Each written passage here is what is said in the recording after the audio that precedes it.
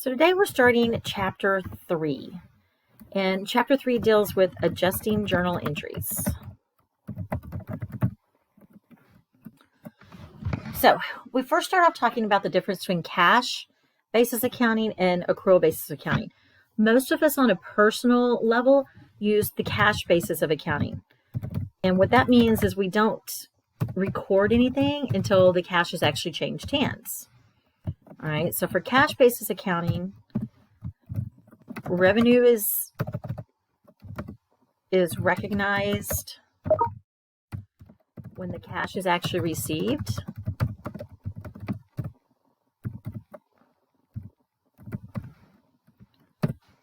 And expenses are recognized when they're paid, are recorded. When they're paid with cash. Okay, what we're going to be doing is accrual basis accounting. All right, and big corporations, big businesses are required to use accrual basis accounting by GAAP, by generally accepted accounting principles. So under accrual basis of accounting, we're trying to figure out how much money we actually earned. So revenue is recorded when earned. All right, this is the revenue recognition principle.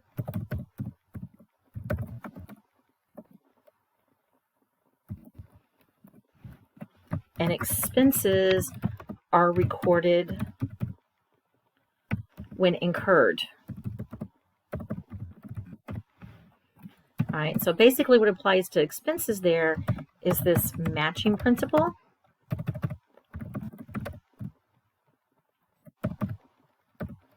I cannot type today, I'm really sorry. And we try to match the expenses to the revenue they help to generate. All right, so you're recording these expenses in the period that they're incurred. So if, like, let's say for instance, you get a utility bill in March and you're not going to pay it until April, you should record the utility expense in March. Okay, so you end up with a utility expense and a utilities payable. And then when you actually pay it in April, it's just the payable in cash and it doesn't affect the income statement at all. Okay. So I go through a little difference here. Y'all might want to look through this. Not sure if there's a homework problem on it or not. But anyway, I'm not going to type it all out, but I'll just talk about it. So on May 1st, Smart Touch Learning paid $1,200 for insurance for the next 6 months. Okay. So under the cash basis, the whole entire $1,200 is recorded as an expense. All right. On the accrual basis, only the $200 that applies to May is recorded as an expense. And then it's spread out over the 6 months that it applies to. All right, so this is a case where they actually paid for something in advance and they don't use it as an expense until it's used up. Okay. Here they received $600 for services to be performed for the next 6 months. So they received $600 in advance of the service. All right, so under the cash basis, the whole $600 is recorded as revenue in April when they received it. But if you notice in May, under the accrual basis, it's recorded as revenue when they earn it. Okay, so we have to do adjusting journal entries to make sure that things are properly recorded, that they're recorded in the right time period. All right, so that brings into line the time period concept. And there are things like a month, a quarter, a year, whatever the case may be. Generally speaking, a year for the income statement is the largest you'll see, okay? And then a fiscal year is any 12 months. So it could be like June 1st through May 30th or 31st, whatever the end of May is. All right, so the revenue recognition principle I talked about up here.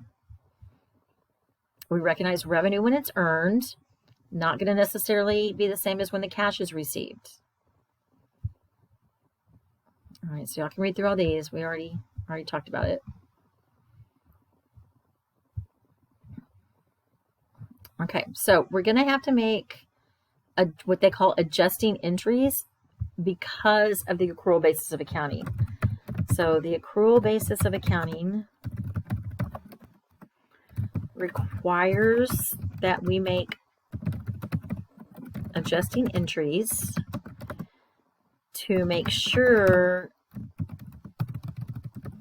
that all revenues and expenses that should have been recorded, all revenues and expenses are recorded in the proper time period. Because sometimes things have happened and we haven't had a daily journal entry with it yet. And that's what the adjusting entries do, is they make sure that we're picking up these items that we haven't touched yet. Okay, so this is an unadjusted trial balance. And we've got cash, accounts receivable, office supplies, prepaid rent, furniture. Let me make my side a little bigger. Furniture, building, land, blah, blah, blah. Okay, so we've got some things in here. And we'll probably have to click back to this page. I probably should have, I wonder if I can copy it. Let me copy it onto my spreadsheet here.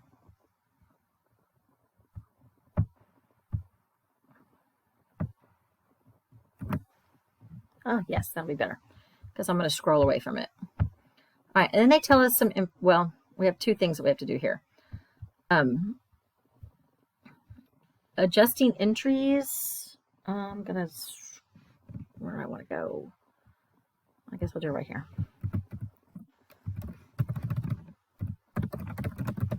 Adjusting entries are divided into two types.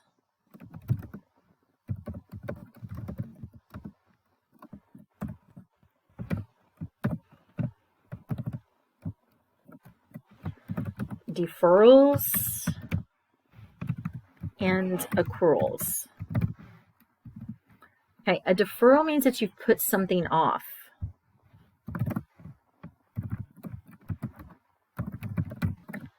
Means that you are putting something off, or that you have.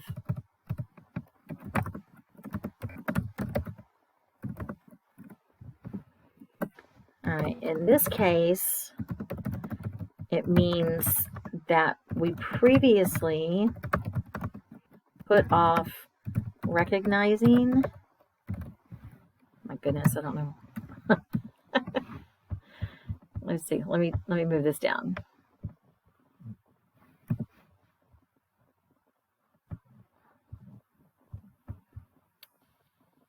Let's take this right here.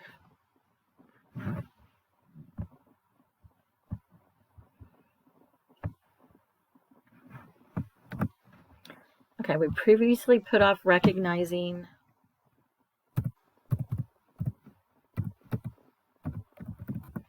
revenues and expenses.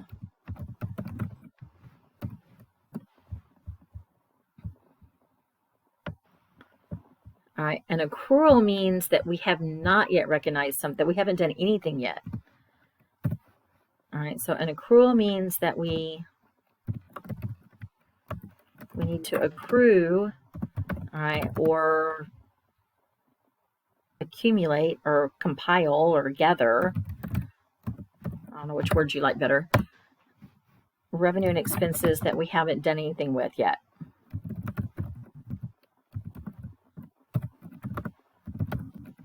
So revenue expenses that may have happened but haven't been recorded at month end or year end or whatever the case may be. Oh my gosh, look, there I go again.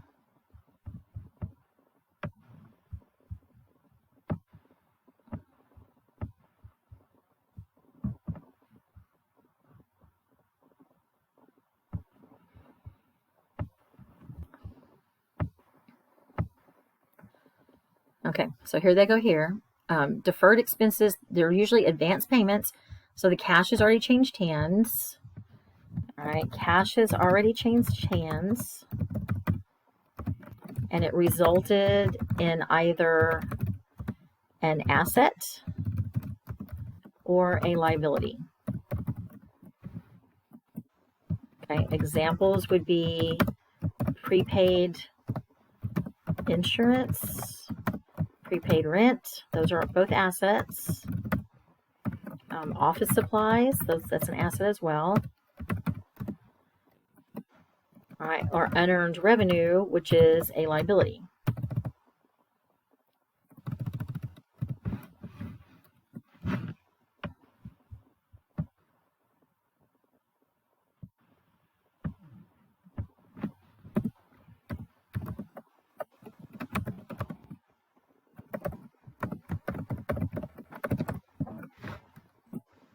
Okay.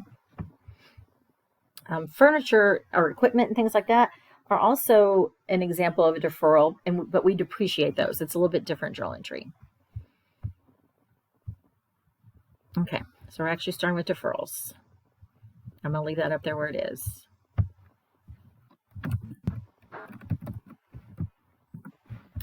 Okay. For deferrals,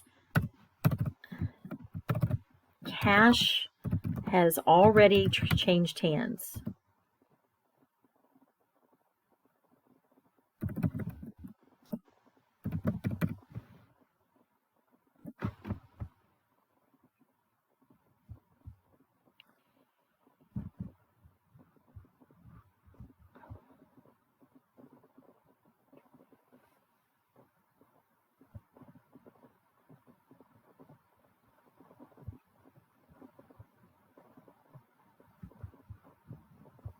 Sorry, I wasn't sure I was actually recording.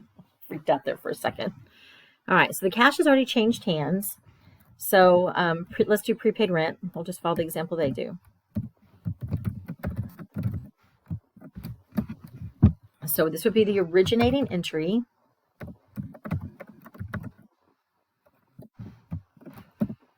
All right, they paid $3,000 for rent in advance on December the 1st. All right, so when they paid it on December the 1st, they debited prepaid rent, which is an asset, and the cash went out the door. And it was for $3,000. All right, so on December 1st, they haven't used any of it up yet. So then the adjusting entry to go along with that, at the end of the month, 1 month has gone by. So now they don't have this $3,000 up here in prepaid rent anymore. They only have $2,000 left because 1 month's worth has gone by. So you're going to debit rent expense and credit the prepaid rent, $4,000. All right, so that's your adjusting journal entry.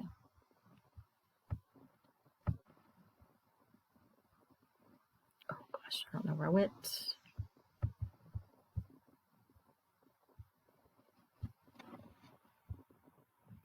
All right, another example would be office supplies.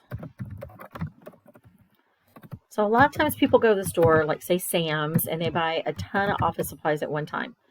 Well, not all of those are going to get used up in 1 month.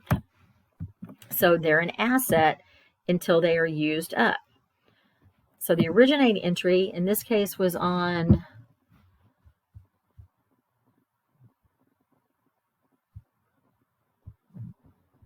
well, I don't know when it was on, but they currently have $500 in there. So let's say, well, they bought it on November 3rd. Okay, so November 3rd, when they bought the office supplies, they did office supplies for $500. Oops.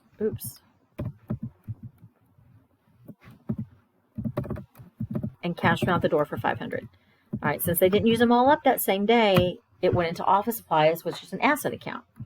All right, somebody did a count, and at the end of December, on December 31st, only $100 of supplies remained. All right, so if you look up here on the trial balance, they still have $500 in the office supplies account. This should be $100. All right, so we have to take $400 out of there. So at 12/31, I'm going to credit office supplies because it needs to go down by $400. And I'm going to transfer it over to supplies expense.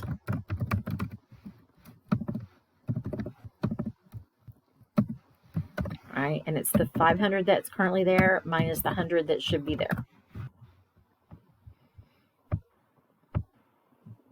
All right, another main one is depreciation. Okay, depreciation is done a little bit differently because leave the asset account untouched, and we set up a whole new account to record depreciation. Okay, so depreciation is taken on long-lived assets such as buildings, furniture,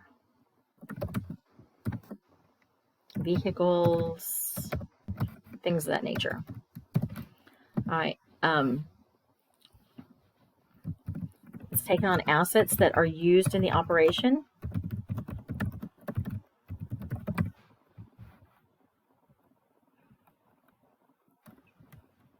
Okay, and basically what you're doing is you're systematically transferring the cost of the asset to expense. Okay, but instead of debiting like building expense, we're going to do depreciation expense. The entry is a little bit different. Okay, so let's look at, and in this chapter, you're not going to have to calculate any numbers. The numbers will be given to us. All right, so the originating entry in this example happened on December the 2nd. They bought furniture with or received furniture with a market value of $18,000. So at that time, they put it into the asset account furniture, and it was a contribution, so it was a credit to capital. Doesn't matter what the credit's to. All right, you record the asset. All right, then at December 31st, we have to record the adjusting entry. Let me put this over.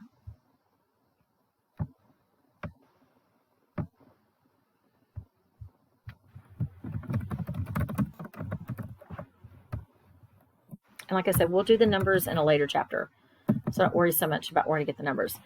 The adjusting entry is always going to be depreciation expense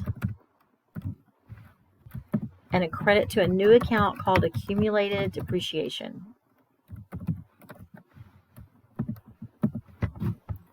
All right, in this case, oops.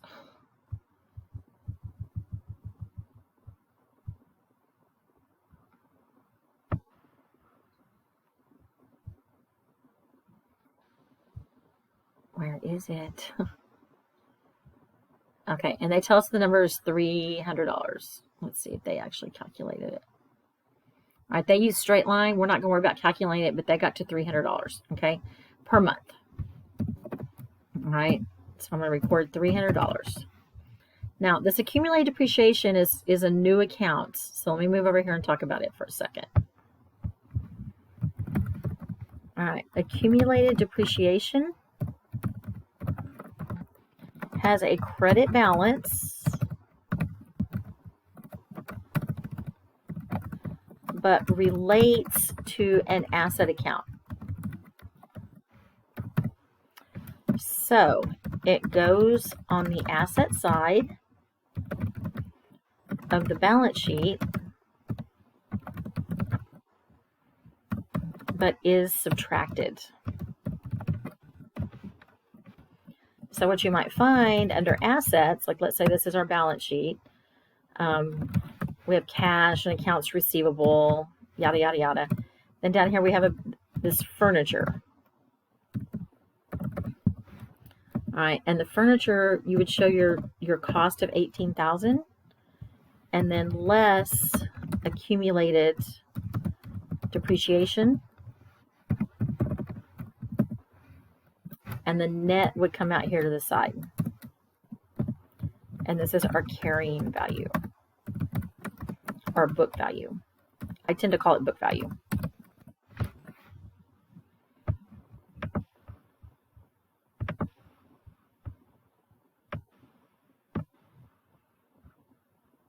Okay, and then this number, accumulated depreciation, will continue to get bigger and bigger and bigger. And by the end of the life of the asset, it will equal its cost, and it will be fully depreciated.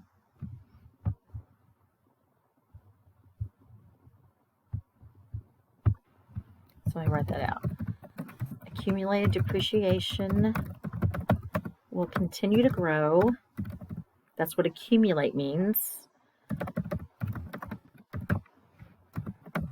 Until its balance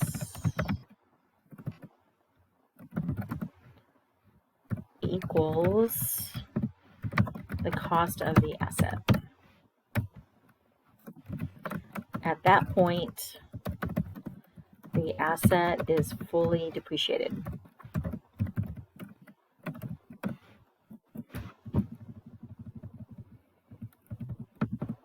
Okay, so the things you need to see about, well, let's do deferred revenue. We'll do that one first.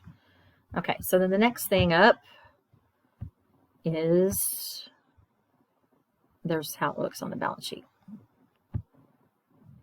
Deferred revenue. All right, deferred revenue is the unearned liability.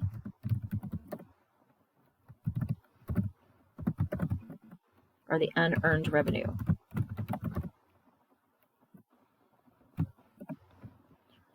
All right, it is cash received in advance of the job.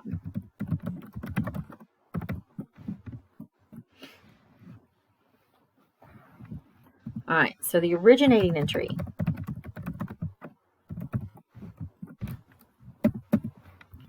In the case of Sheena Bright, on December 21st, they received $600 for service to be provided over the next 30 days. All right, so on December 21st, Sheena's going to debit cash and credit unearned revenue because she hasn't earned it yet of $600. Then the adjusting entry at the end of December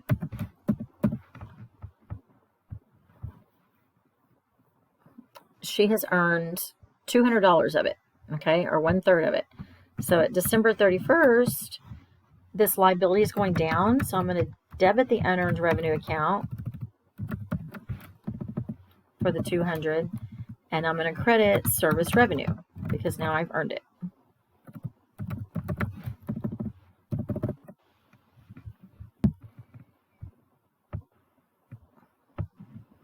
Okay, so that's it for the deferrals. A couple things I want to point out here. With the deferrals, they all have an originating entry where cash changed hands. Okay, so they all had an originating entry, and then at the end of the month or the end of the year, you have to recognize what's either been used up or earned. Okay. I also want you to notice that in all of these adjusting entries, I never touch the cash account. Okay, so I'm going to do another video for the accruals because this is getting kind of long.